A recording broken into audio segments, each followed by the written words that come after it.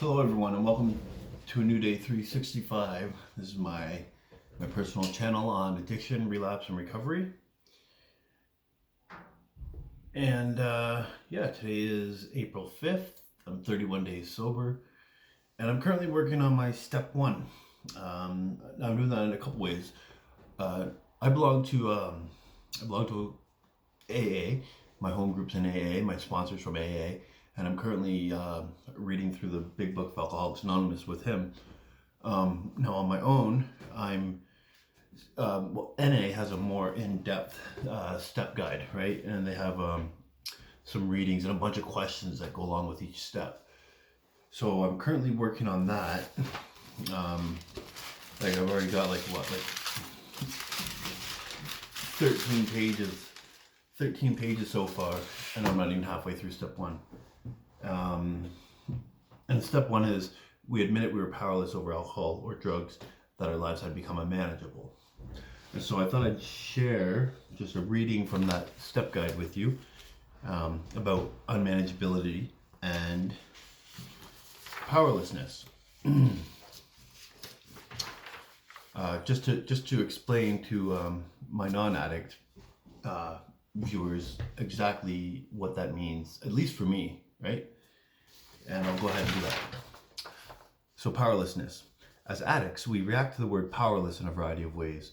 Some of us recognize that a more accurate description of our situation simply could not exist and admit our powerlessness with a sense of relief. Others recoil at the word, connecting it with weakness or believing it to indicate some kind of character deficiency. Understanding powerlessness and how admitting our own powerlessness is essential to our recovery will help us get over any negative feelings we may have about the concept. We are powerless when the driving force in our life is beyond our control. Our addiction certainly qualifies as such an uncontrollable driving force.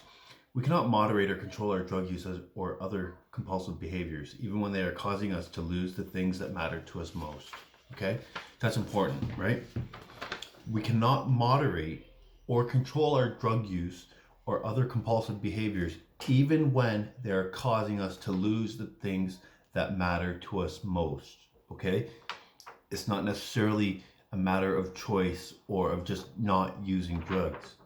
That's the key point right there. I'm going to say it one more time.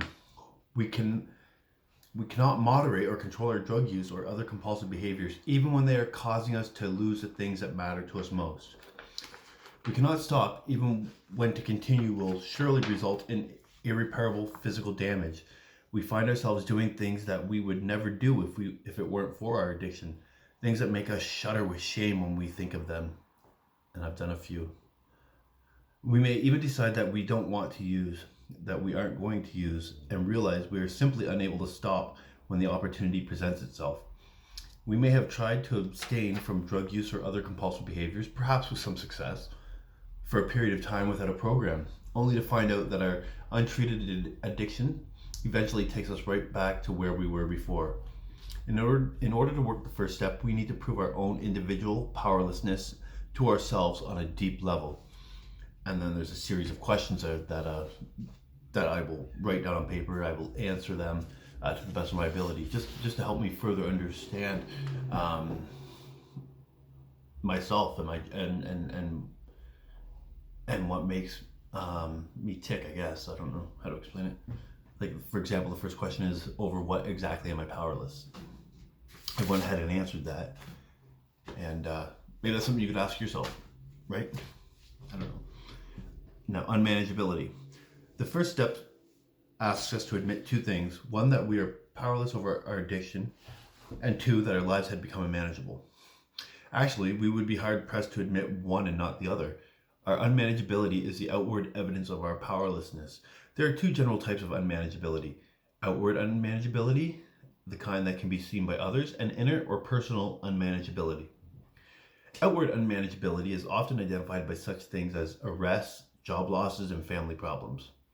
Some of our members have been incarcerated. Some have never been able to sustain any kind of relationship for more than a few months. Some of us have been cut off from our families, asked never again to contact them. Inner or personal unmanageability is often identified by unhealthy or untrue belief systems about ourselves, the world we live in, and the people in our lives. We may believe we're worthless, We may believe that the world revolves around us, not just that it should, but that it does. We may believe that it isn't really our job to take care of ourselves. Someone else should do that. We may believe that the responsibilities the average person takes on as a matter of course are just too large a burden for us to bear. We may over or underreact to events in our lives. Emotional volatility is often one of the most obvious ways in which we can identify personal unmanageability. So these aren't just things for addicts and alcoholics to learn.